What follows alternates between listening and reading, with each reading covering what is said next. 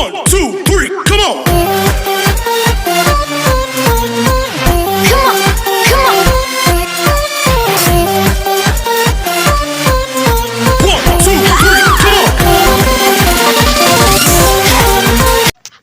Barka da ƙara kasancewa da Alƙasim TV, inda yau kuma za mu nuna muku yadda ake haɗa ma hoto background mai kyau. Ku biyo mu ku gani. Za mu yi amfani ne da Pixel Pro, application ɗin Pixel Pro.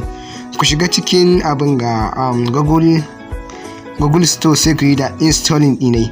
Amma yanzu dai za mu fara tafiya Chrome, Google, sai mu samu Awesome abin ga background, sai mu yi abin ga muna gani kuma sace Awesome background, sai mu zaɓi background ɗaya wanda mun gaya muna kyau, wanda za mu saka hoton mu a ciki. Mun gani ko ga wannan ne na kaloli yayi kyau. Kun ga sai mu yi downloading ɗinai.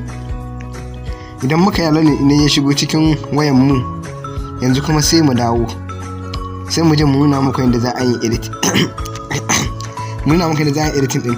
Amma dai tukunna tunda mu dai ba na hoto ne za mu yi ba, za mu yi muku misali ne.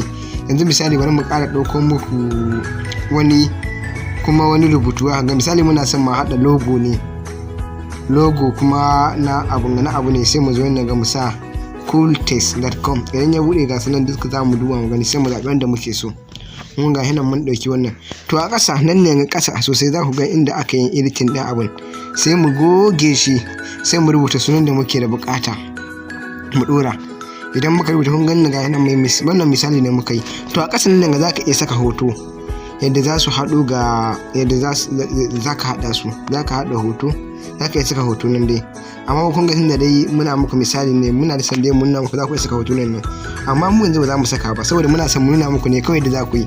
Ga hina abin da muka rubuta ha gani ko, sai shi ma mu yi downloading ɗinai. Kun ga yanzu ya shigo, yanzu mai downloading ɗin hoto biyu kenan.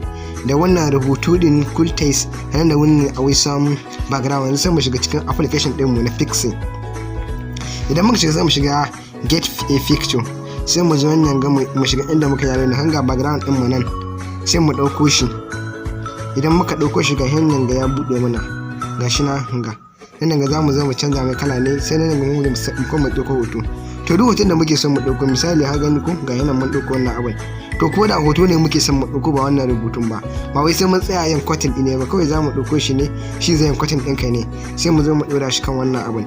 Gashi nan kun gani ba, ga yana da kuke kallo gashi nan ya fito kan wannan background din. Gashi nan sai mu zo mu yi saving ta wannan alamar. Gashi nan sai mu yi saving, kuma zamu iya tura ta kowane waje. Idan muka yi saving ɗin ne, bayan sai mu dan jira shi zuwa 'yan mintuna kaɗan, haka zai yi saving. Kuna gani ba? Yau ku bari yanzu bari mu kama muku shi zai ku gan shi.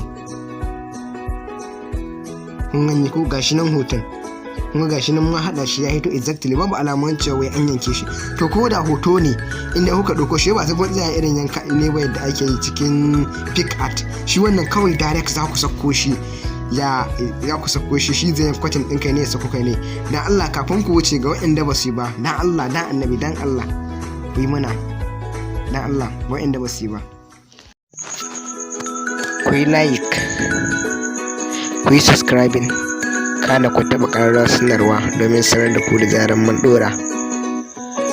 Ku tura ma 'yan uwa.